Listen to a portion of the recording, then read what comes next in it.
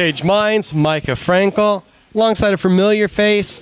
Maybe you can see his new friend down here at the bottom of the screen. That's Nezuko. That's Chris Breezy Brown. LFA 141 in the main event. Going to be taking on Harris Talundzic. First off, Breezy, how you doing? I'm doing great. Glad to be back on the show. Back in the main event, back to the LFA. How do you look at the time spent with the PFL? And it definitely didn't go the way that we all expected it to go. Even watching the fight over, that all they were raving about was me. So I'm just taking that momentum and applying it to this because I know my skill set is unlike anybody else's, and he hasn't fought anybody like me. Well, just because there's nobody like me, so there's nothing he can do to prepare for what I'm going to do. The fight with Carlos Leal goes to the decision. At that point, how confident were you that your name was going to be read as the winner? Oh, I was confident. I just believed the fight. The announcers were saying I won the fight. I'm talking to the people. I was like, yeah, that's how you win a contract. I'm talking to the owners and everybody is showing me love on the side, and then the decision came out. We're like, what the hell? And everybody else, all the judges were surprised too. Like Wiz Khalifa, Tyrone Woodley, and Ray Lewis, they were all just confused about the decision just as much as I was, And Leal broke down crying because he knew he lost that fight. After that, when you go back and you digest a loss like that, what do you do to tell yourself, I can go back to the drawing board and work harder when you're fully sure that you won that one, tripling up in strikes? How do you digest that loss? It was definitely hard to digest. I was definitely depressed for a little while because it's like you put on a show and you outstrike them, you outgrapple them, and all they could say is he moved forward. And the judge who voted for me came in the back and shook my hand and said the other two guys were boxing judges, so they don't know what they're talking about. So you have to take that into consideration. You never know what these judges are looking at or who's in there, if they're even paying attention. You're seeing judges over here sleeping while people are fighting or watching other fights on their phone instead of paying attention to what's actually going on. So there definitely needs to be some cleaning up, like we talked about last time. They need to clean things up. There needs to be some set goals that the criteria that they're looking for, or if they have an individual criteria, they need to tell the fighters before the fight because the judges are there, so they should come in the back and tell everybody when we're having our fighter meetings what they're judging on, just so there's no confusion about what's going on, especially when you're outstriking and out-grappling somebody and they say that moving forward counts more.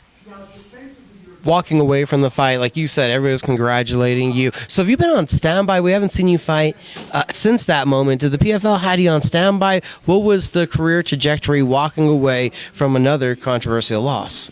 PFL, said they wanted me for the next season, if anything, but it's still the waiting game. And before I took the PFL fight, the UFC had offered me a fight, but it was at 145. Yeah, I don't know. Sean Shelby got confused, and he thought I could make 45. So, any chance that Chris Brown's is a common name? There's a couple fighters, but when you Google that Breezy, it's me.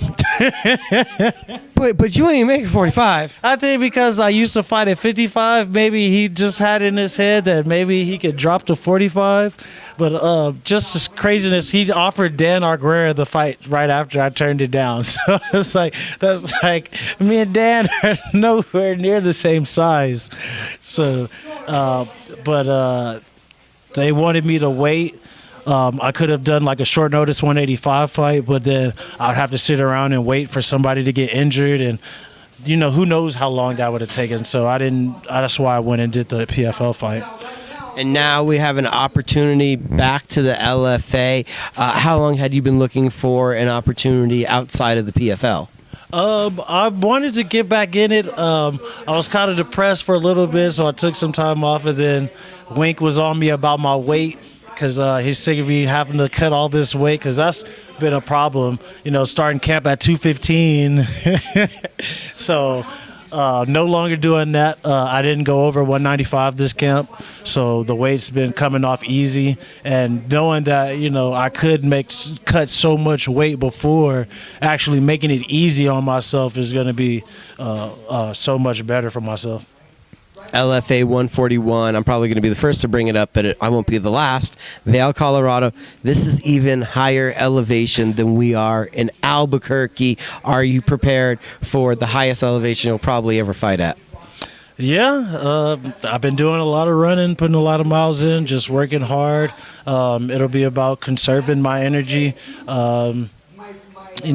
picking my shots right. But I'm not really worried about it.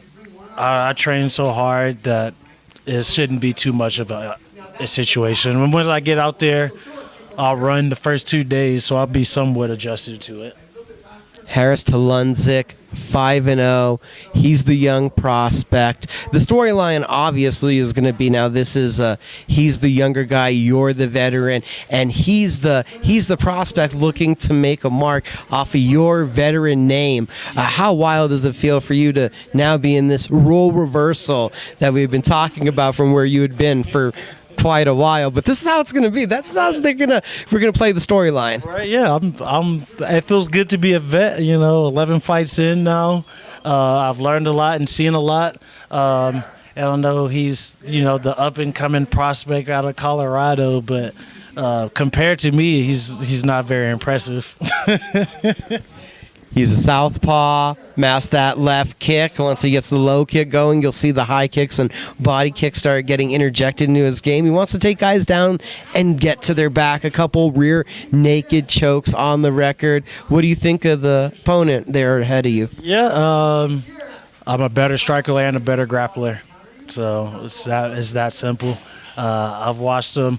He's not a better grappler than Leal. I think Glacio, who I fought, Glacio is a black belt in jiu-jitsu, had no problem with him in the ground.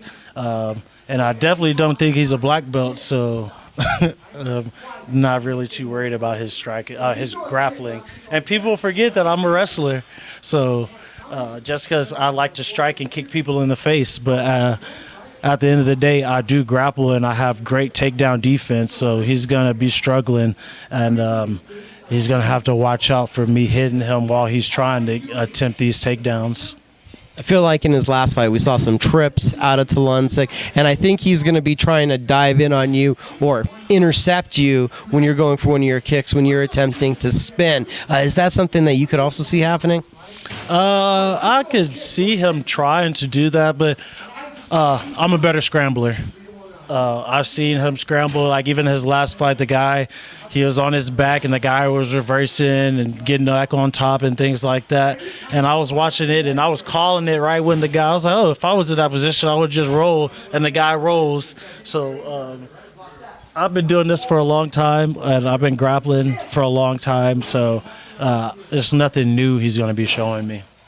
Does it feel like you have to do something extra special now, or do you have to prioritize the finish in a different manner? And we've talked about this on the podcast, doing this on video now, because the split decisions of the judges have not been your friend. No. And that's what happens when you fight in other people's territory, or you fight somewhere where they're trying to build someone up.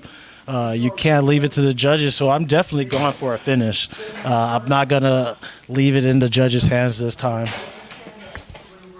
Last time we saw you in action, it was the PFL. They had the uniforms going back to the LFA. Is that a return to the Dragon Ball Z shorts? It is. Goku's coming back. Me and Goku been on our run with good finishes in the LFA. Every time I've worn it, I've gotten finishes. So we're definitely bringing them back and showing that Saiyan pride. And, of course, one more anime question. Give us the origin of and how you decided to name the pup here, Nezuko. Well, baby, watching too much Demon Slayer. So I was like, this is my little demon baby. So I had to go ahead and name her Nezuko.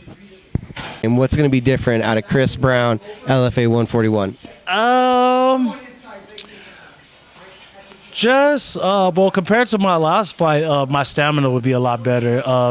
I think for the last couple fights, just because I was cutting so much weight, and that does deplete my body a lot. So not having to cut so much weight will give me more explosion, and I'll be able to fight a lot better and a lot faster.